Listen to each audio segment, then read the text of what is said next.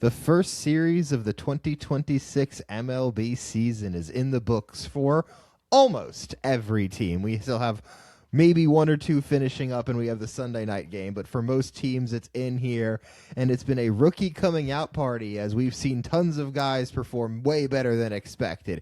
Should be an exciting Rookie of the Year race. It's year-end award picks. It's the first week in baseball. It's this week in baseball. And so here we are. We've finished the first series in baseball. The Mets almost complete a second late inning comeback, I guess. Yeah, well, because they were down in the game on Saturday and Sunday. So you just want to start the first three games of the year, and you don't want to be swept like the Giants were, like the Diamondbacks were, and the Athletics. You're certainly happy to sweep, but going 2-1 or 1-2 in those games, You're it's happy fine. with. It's fine. So you don't want to be winless, and you don't want to go in the tank, obviously.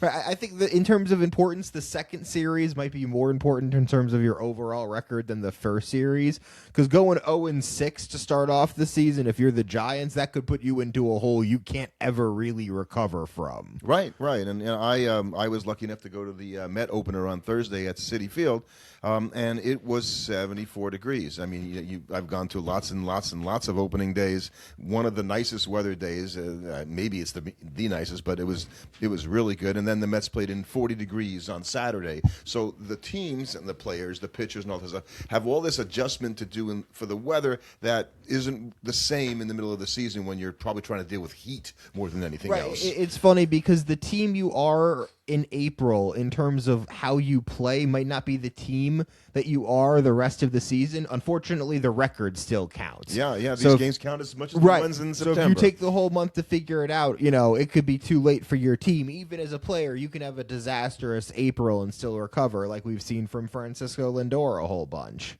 So we're gonna, as you said, we're gonna do our award picks for the major awards.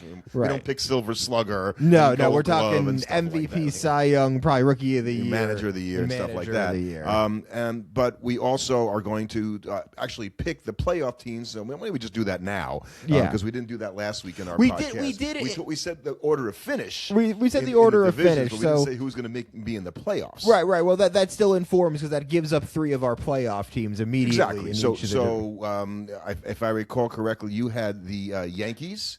Yes. And you had the Tigers and the Mariners. Tigers and the Mariners, and I had the Mariners and the Tigers, so no difference there. Mm-hmm. And I had the Mets, and you had the Phillies in the yes. So we only had one team different yes. there. So now, who are your wild card teams in the American League? The Yankees. Mm-hmm. No, that's your division champion. No, the Blue Jays are my division champion. Okay, so then you had the same as me. Yeah. I forgot. I thought you had the Yankees. Okay. No, I had the Blue Jays as my division champion. Okay, so Yankees, yes. Yankees would be the Royals. Okay. And then the last one I had was the Orioles. Okay, so Yankees, Orioles. So you're leaving out the Red Sox. I'm leaving out the Red Sox. Okay, and I am going to in the American leagues. I'll do it the same time as you. I'm going to go with the Yankees, the Orioles, and the Reds. So I was going to take out the Orioles and put the Royals in as well. No, you're taking out the Orioles and putting in the Red Sox. The Red Sox are for the Royals there. Okay, how about in the National League? The National League, I have the Phillies and the Mets coming out of the NL East. I have the Cubs and the Brewers once again coming out of the NL Central. Because I've had and then I'm going to have the pick the Dodgers Padres? And the Pads. The Padres. Wow. So you got one from each division. One from each of it. I would love to see a Pirates playoff thing in this first series, notwithstanding. Yeah. I don't look at that roster and see a playoff roster right now, but that is a team that a mid-season trade acquisition could change things for me. And Connor Griffin. Having watched them play 3 games, and they scored 7 runs on Thursday against the Mets, even though they lost. They just don't really have, once you get past the top 3 guys in their order, they don't have guys that scare you, and they need to be more scary if they're going to be an actual playoff team. I'm going to pick all three, the 3 teams in the National League East: the Phillies, the Mets, the Braves. Mm-hmm. Okay, so those 3 teams. I'm going to pick the. Actually, I hadn't thought about this. Right. So who Okay, who are you? As I'm not going to pick the Pirates to win to make the What do playoffs. you mean you haven't thought And I had about to pick the this? Giants. No, I haven't. I hadn't really thought. I picked the Giants, and so who would I pick between the Giants and the? I'll pick the Giants as my other wild card team, even though they got off to a pretty. You've only got the horrific Cubs start. out of the Central, Correct. and you've got the Giants out of the other team out of the West. Okay. Yeah. Well, a bold pick, but I just don't see. I just don't feel the Brewers this year, even though they got off to another great start by scoring tons of runs. I think they lost the game on Sunday finally, but they get offense from guys you don't expect. So and that could be a rough pick there. So anyway, all right. So let's go back and just talk a little bit about some news from the week and. I noticed that Mizorowski, and you might have seen that, Jacob Mizorowski, he is looking to bid for the Cy Young Award this year, and I think he struck out with the bullpen. They struck out 20 guys. I think he had 11 strikeouts on opening day. So announcing himself as a guy. So that obviously is what we talked about the Brewers needing if they're going to compete. Is he has to be a Cy Young candidate. I think you said that last time. Right, and then that hopefully that what I'm seeing here for a lot of teams, and this is something we were talking about here, is that when you look at teams, if you're going to be a team we're going to be talking about as a World Series contender, you really need to have a guy in your rotation that you can at least claim can be a Cy Young candidate. He doesn't have to necessarily be a Cy Young candidate in a given year because that's pretty volatile. The same way, you need a guy in your lineup who is a legitimate MVP candidate season. Not like, oh, in theory he could be an MVP candidate, but like he is an MVP candidate some seasons. I think if you don't have those two things on your roster, you're not really a World Series contender. And if you only have one of them, it just makes it really hard. You have a team like the Guardians who you look at and you go, well, they have an MVP guy. They got an MVP guy, but do they really have a pitcher like that? Well, and it's funny because you talk about the Tigers. I'd say the only MVP candidate I see in the Tigers is Tarek Skubal. Right, and that makes it really hard. I love the Tigers, but it's hard to see them as the a pitcher team is the MVP. to win the World Series, and that's why you look good. at a team like the Yankees and you go, okay, yeah, Garrett Cole, Max Fried, and Aaron Judge. Okay, if you look at the Blue Jays, Trey Savage and Vladimir Guerrero, okay. It's interesting with the Mariners because they just don't really have one guy that stands out above the rest as the pitcher, but the whole collective pitching staff is so Right. good. Well, they had that Cal Raleigh guy, although he's gotten off to a little bit of a slow start. Auspicious start, as well, some might say. But as I think you mentioned earlier off air that he started last year really bad too. So He didn't get a hit his first couple games either. So, So I think that's one of the things, and because we've seen here as we've started off the season. I mean, Carson Bench hit a home run here for the Mets. That's the only hit he's gotten so far. And he got another hit. he got another. I think it was 1 for 7 at one point today. Yeah. Was it okay? Maybe I'm wrong. Okay. Right, but rookies overall have had an unbelievable start here in the major their opening leagues. day was crazy. Right, opening weekend, really. So, I mean, Murakami, Chase DeLauder. You have all of these rookies that are up there towards the top of the major leagues for hitting because of the weeks they've put up. Right, you've got J.J. Westerholt homered in his first at bat. So did Chase DeLauder, who is tied for the major league lead in home he's runs got it. going into. No, he's tied. He's got 4. Oh, no, the other He's guy's got 3. at He's got 3. No, he's got 4. Oh, he's got 4. He is the leader then. Okay, because Well, Langoliers has 3. But unless he hit one Murakami, today. I think, got up to 3 today because he had 2. Wow. You're right, and so guys have another rookie. Right, so we have guys hitting home runs left and right today, which is just, I mean, so the rookies, Okamoto, I believe is how you pronounce Okamoto. He hit his first home run today for the Blue Jays, so that's another rookie home run. So I think you're going to see a lot of guys, that are going to be competing for, Rookie of the Year is going to be a crazy if you race. look at the list we're going to go through in the rookies, like everybody had pretty good starts to the season. Right, and Sal Stewart had a good start to the season. Other than taking a shot off the arm. Yes. Kevin McGonigal had 4 hits in his debut, and I think he's going to be one of my sleeper picks possibly for. I think Rookie of the Year might be the most interesting race because it's kind of interesting with some of the other ones. Is right now you're just picking them. With the Rookie of the Year, we've already seen some examples, and it's going to be a crazy one. So let's talk a little bit about ABS because we've had 3 or more games. We watched in other places. Not having the MLB network bugs me a little bit because I can't check it right now, and our local system operator took it off the cable, so we can't really see it.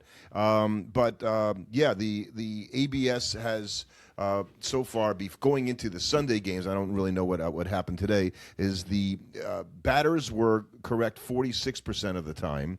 The pitchers were correct 25% of the time, saying pitchers should not challenge, and the catchers were correct 64% of the time.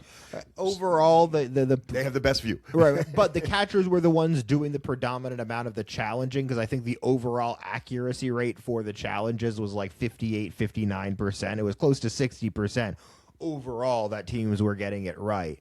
And so I think what that's telling me is that full ABS is coming sooner rather than later. That was my conclusion watching the games over the weekend. Going, when the guys miss it, and then the next thing or they can't. A lot of times we saw it today when Pittsburgh had burned a couple of challenges, so they couldn't easily challenge it because they only had one left, and so there were some questionable pitches that, sure enough, when they went back and replayed it, it was a strike, but they didn't want to challenge it, and then the guy gets a hit. All of a sudden, the game changes is different. Right, the whole game is different. Right, and I think you're going to see it. And it was interesting. Another interesting thing that came out is that older umpires were getting their calls overturned at a much higher rate than the younger umpires, which makes sense. I think it was 69% for 10-year plus umpires and 39% for less than 10-year umpires getting overturned. So that is an argument for young eyes, I guess. Right. I'm not sure what it is.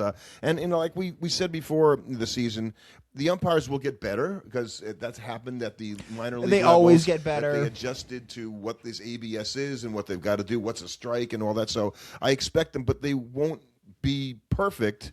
And as I keep saying, I know that ABS isn't perfect, and our guy Jason Stark went out and sort of pointed out how even if it's at its best, it's within a float zone of a tiny little difference where you can't really exactly call it on a spot. You're never going to be able to get some kind of like laser scientific. But it's perfectly imperfect in that there's nobody's opinion being a part of it. Is what it is when it is every time. There's no situation. He's not tired. He didn't get dirt in his eye. So the ball is where. So I think that's why it'll come down to let's just accept the calls for where they went and argue about something else.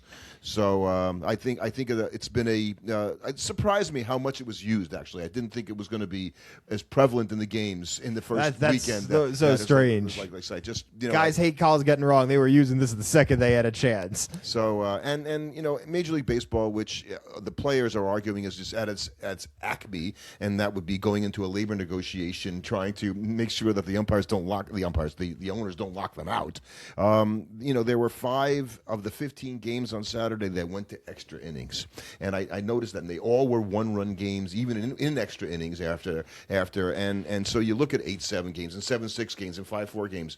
That's really, but they're going 10 innings or 11 innings because of the extra runner. It's sort of ending the game early. I think it's really great for fans that they're getting all these exciting contests, and we're not losing anything, is my point, by not having the games go again 14 or 15 innings. Oh, right. Yeah. I don't know. I kind of figured the whole extra inning debate had sort of been resolved at this point. I feel Well, it is and it isn't, because the games kind of drag on, and they're not as exciting as a 10 or an 11 inning game that's decided by 1 run. Oh, right. I'm more just saying that, like, let's be honest. Anybody that's still holding out there that we're going to go back to the old way of doing extra innings, I thought they would, actually. There was a time where I really thought, well, why do we keep doing this when we're not trying to shorten the games? But that's just a vestige that won't go away, and it doesn't lead I'm used to it. It doesn't lead to better games. It's not a better outcome. No, the game is somehow not better because it is, quote unquote, more pure. It is weird. I was watching the game from far away yesterday. I was out to dinner and kind of peeking at the game, and all of a sudden I see it's the 10th inning. I'm like, how did they get a runner on second base? I had forgotten for a second. Like, oh, yeah, they just get one. Hey, what's this guy doing there? Nobody got a hit or anything. So, I think it was a really good first weekend. We can talk for a moment about the disastrous Netflix opening game on Thursday night. Well, there was a Netflix broadcast and a baseball game apparently happened during it. So they'll get better, and Peacock basically showed they better get better. Peacock showed everybody how to do it the next night when they did their broadcast. Right, and NBC's broadcast. That's what I'm saying. NBC Peacock was, okay, this is how it's supposed to be. Right, exactly. And people just broadcast the game. Just be quiet. Just show us a baseball game. You've got good announcers. You've got good analysts. We don't need you to talk to us about Netflix programming every 30 seconds and then shove like other random celebrities on our screen that aren't interested in baseball. The only people watching that broadcast are baseball fans. So we mentioned that well, I didn't say the Dodgers are undefeated. No surprise to anybody. But We needed to mention that. Here's a good one. The Dodgers. So in the last 125 years, the Dodgers are just the 7th team to win the first 3 games of a season after trailing by multiple runs in each game. So the pitching staff kept them close after falling behind, and then the relentless offense went back and got it. This is what the Dodgers are, right? They're not. We tend to think of them as this perfectly beautiful team. They're relentless. That's what they did in the playoffs last year, and that's how they played. Right, they don't need their starting pitchers to go 7 innings into a perfectly controlled bullpen. No, what they've got is they've got an elite end of game guy for when the game is close, and otherwise they've got a bunch of pitchers that could give them innings, and otherwise all the bullpen and the starters are thinking is just don't ever let it get out of control, and the offense will give us a shot to win this game. And Edwin Diaz has 2 saves already. Yeah, right, because that's the thing. You get Edwin Diaz to the end of the game with a lead. And they're playing Timmy Trumpet in L.A. It just. Yeah. So. We didn't offer him a record-breaking enough contract, apparently. So let's do some picks, I guess. For the awards. Right. Do we want to start with I guess we already talked. We talked about this off air with MVP. It kind of comes down to: are you taking Aaron Judge in the AL or the field, or in the NL? Are you taking Ohtani or the field? So I would not pick. I'm not going to pick either of them because I'm daring to be different. And I think you said it last week because it just feels like Judge won't win it this year. I don't know why. That's really not fair. Just to arbitrarily. I'm more with that on Ohtani. So I'm going to pick Bobby Witt Jr. in the American League. I think the Royals will make the playoffs if Bobby Witt Jr. is the MVP in the American League. And that's kind of a thing. In a world where the Royals are in the playoff, Bobby Witt Jr. is probably winning MVP. I actually am still picking Judge to win MVP just because I just think he's just going to have another year. Looks like a bum right now. I don't know. He does this. He hit 200. He hit a home run, though. Right. Remember, he had 200 for all of April last year. Yeah. Imagine if he hadn't. So in the NL, I think it's more interesting because I am not as inclined to pick Ohtani.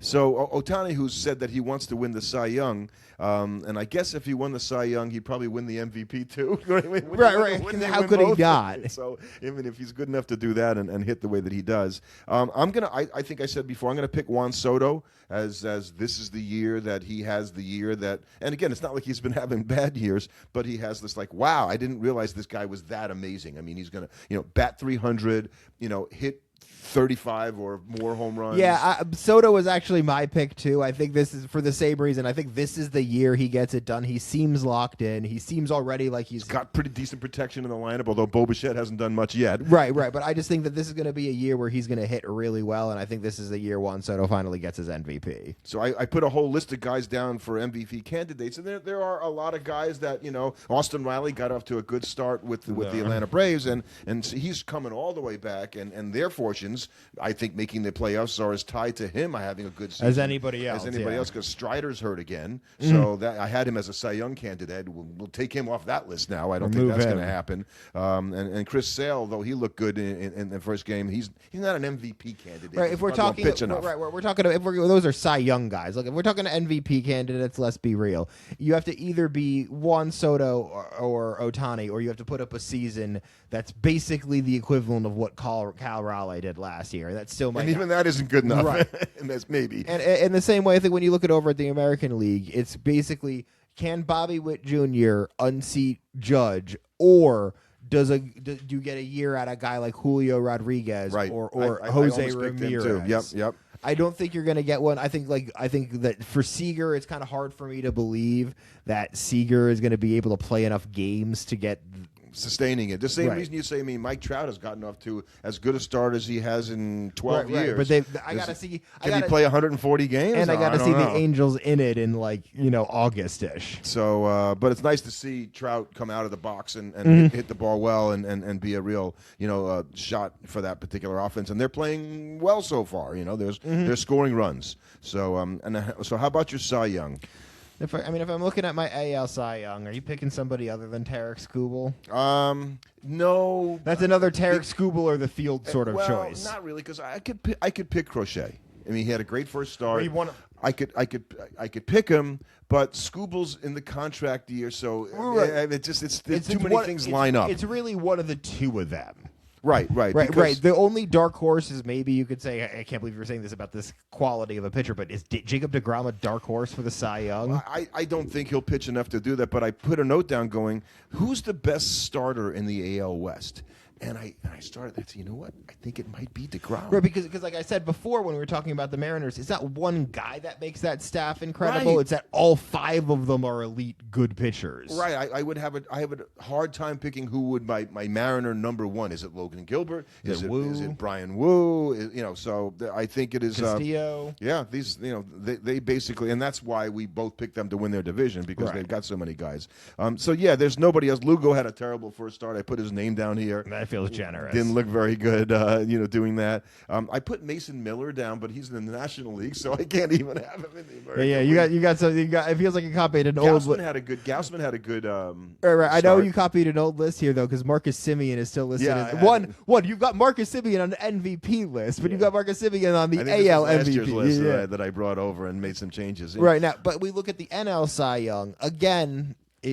Skeens is finished, obviously. Right, Skeens is done. Again, Skeens, I feel like you've got 2 clear candidates with the third one kind of just emerging more due to name value in the NL, in that you've got Skeens and I think Wheeler, just based purely on reputation. And that provided he gets back and is effective from the time he comes back, because he's going to have a shorter season in the first place. Right. But I think Ohtani you have to put up there as a guy you would at least consider. But I have to see him pitch a season. As the Cy Young Do you think Award. Mizorowski has a chance? I think he has a chance, and certainly I think it's going to be hard for a young pitcher. But that's what happens with young pitchers is they just have that year where they stay healthy and they're dominant. Right. I think you could get a year out of Yamamoto. He's my pick.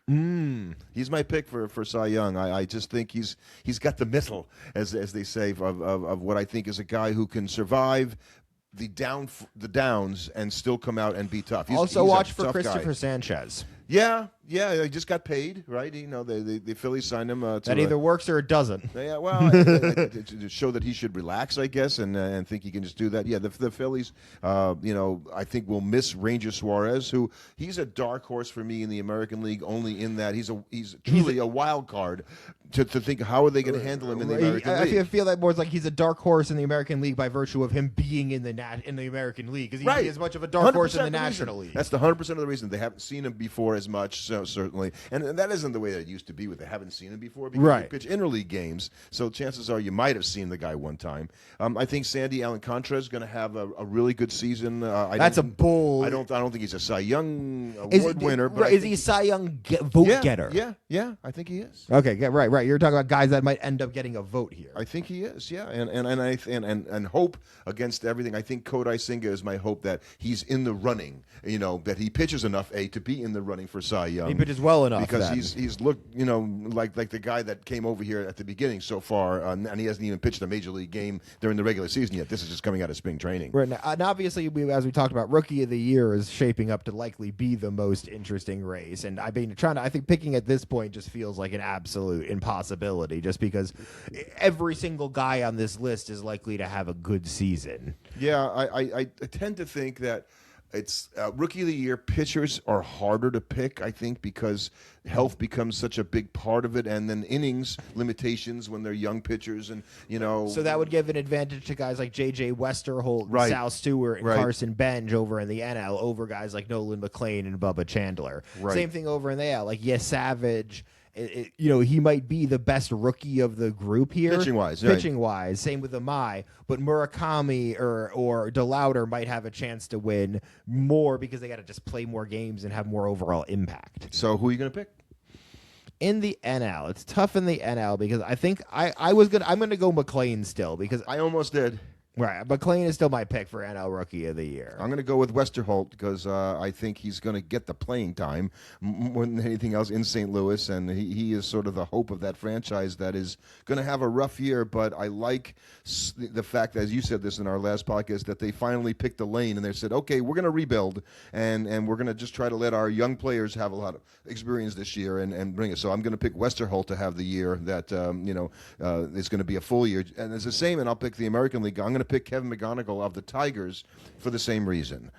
Oh, so it's interesting because I looked at all of the stuff. I was paying attention to all the advanced Metro Pros. So this is like, and this sounds like a front runner pick now because I was going to pick Murakami before, but I was going to go with him because a lot of the stuff that people were concerned about as they look deeper into it, specifically about his ability to hit the fastball, it doesn't look like it's as much of a concern when you look deeper into the advanced statistics, and that people were just looking for reasons for this guy not to be able to hit.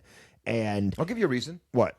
He plays for the White Sox. Good reason. There's nobody to protect him in that lineup. So if he plays well, after a while, he ain't going to see Right, nothing. but we've seen with rookies, teams will keep pitching to rookies even when they should probably stop at a He's certain not a point. rookie in the traditional sense. They're not going to treat him like a rookie. He's an experienced, professional hitter. We'll have to see. I think it's different in that context. So yeah, I think that's going to be the biggest thing against him. I think Okamoto. I don't know that he is even the third best player on his own team. There's too many other good players on his team. on his own team. So that's going to make it different. All right, and then how about? Do you want to pick manager of the year? Well, okay. How about we just do it this way? Right. Because Do you think that Pat Murphy and Stephen Vogt have a chance to win their third consecutive? This is the dumbest thing in the world. How you win 2 Manager of the Year awards in a row blows my mind, because if you did it once, what is he? Just by extension, you get the next year. I think Vogt should vote. Vogt I can make an argument for, because he does more with less than a lot of other managers do, and so the fact that they're getting such good results out of what people would also at the same time say are not very good rosters is why they're a Manager of the Year. I think you're not going to necessarily get that out of the Brewers this year and Pat Murphy, because I just don't think that they're going to do well enough to get that. I actually think he's going to get the recognition he deserves this season, because he never gets it. Murphy. No. Oh. Dave Roberts. I'm going to pick Dave Roberts to win, because honestly, he doesn't get enough credit for how good a manager he is, and I think Because he's got the best players. So Right. how hard is that? But I think he's going to put up they're going to put up a really good record this year, and I think it's going to be the kind of thing where it's like, you know what? Yeah, he kind of deserves it. But he's a smart enough manager, and He just stays out of it. They don't need to win 108 games, right? If they're coming down the stretch, everybody's going to get rest, and if we win 102 or 98, Right, they might just end up winning 108. They is the could, thing. because they could be that good, and certainly the way they started is that way. And I like that pick, and Dave Roberts is getting, rightly so, the credit for really managing a managing masterclass in the World Series.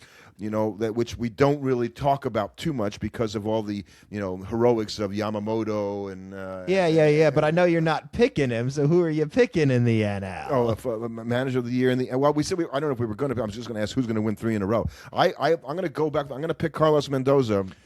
Which makes sense for you. You have the Mets winning the NL East, and I think if the Mets win the NL East, he's the type of guy to then get it when they don't give it to Roberts. Although he might be firing his third base coach after today, because the new third base coach sent Lindor home from first base on a Juan Soto double, and with nobody out, he got thrown out at the plate, and then another out happened, and then a fly ball to the track that would have scored the sacrifice fly with Tying 1 out, run, yeah. tying run. Instead it ends the didn't. The game. game is over, and so. But again, when it comes to a play like that, you from a baseball perspective, most fans and pundits will tell you that is not the right play. You should leave it to the next guy. But I like Lindor trying to score from first on that. Most of the time he makes it, so I can understand why the guy said. And it took 2 or 3 really good plays. The ball off the wall, the relay throw, bounce, short hop by the shortstop to get it and pegged it to the plate. The catcher stretches, everything happened right. At the same time, it wasn't that great a throw, and he was still decidedly out. He was decidedly out. So that's where it's like at the same time, I'm like, okay, well, it wasn't like, the throw home for the shortstop. Yeah, it was a good pick, but it wasn't like it was a money throw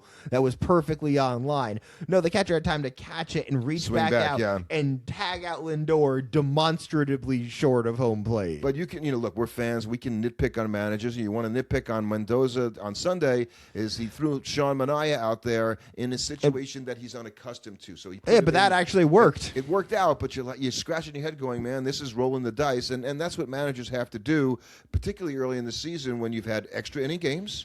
And you've got the Mets have 7 games in a row from here on out. They're going to play 9 straight days. And I'm sure every manager in the major leagues is thinking, how am I going to have enough pitching to get through the next week? Because it's just really impossible to hold leads in the major leagues, it seems right now. So I think that's the most exciting thing, when you think about it, is that, the games seem to be, they seem like they might be over, and necessarily they're not. We were watching the end of the a college game today. Right, and it went talk from about 15-10 Tennessee. All of a sudden, it's 15-12 Tennessee. Vanderbilt's coming back after having come back in the last 2 games for walk-off victories. We change the channel. We come back to check the score. 16-15 Vandy, game Tennessee over. just couldn't find a pitcher. So it happens at the college level too, but I think at the pro level, having a lockdown closer is a rarity for the most part in major leagues, and that's why a lot of these games can flip late. So I don't know who you're. Do you want to pick a reliever of the year award? Or is that really not important? I don't think I qualify that as a major award. It is a major in the wall. No, they have made it. Well, they can make a lot of things. It doesn't mean I have to believe them. So So anyway, great week. Great to see baseball back. Wait, who's your AL manager of the year? Oh, I'm sorry, I didn't pick that. You didn't even pick your NL. You picked Carlos Mendoza. I picked Carlos Mendoza. I'm gonna pick. Who am I gonna pick? I'll pick Schneider. Schneider, because I don't think he got the credit last year. Okay, you know what? I like that. And manager for the year votes is a popularity contest. Right. But part of me, that's why I gotta want to pick Boone to win it, just to drive the Yankee fans. I really like Aaron Boone. By the way, I actually think it'll be Hinch though. Fight on, Aaron. Fight on. I think the Tigers are gonna win the division pretty handily, and I think they're gonna be the definitive sort of best team. Because so AJ Hinch. Yeah, because I think the AL East is going to beat each other up enough that none of them are going to have exemplary records. I think the Tigers are going to get the 1 seed, be the demonstrably quote-unquote best team in the AL American League, and I think that's why he'll get it. So if you had to pick one Tiger that could be the MVP on the hitting side, aside from Skubal. I can't pick Tarek Skubal. No, if you that is a hitter, not a pitcher. Who would it be? Can I still pick Tarek Skubal? Is he going to hit? Is he going to turn into Ohtani? Maybe he can start hitting. I will go. I think it's Bregman is that linchpin there. Not Bregman. No, not Bregman. Kerry Carpenter.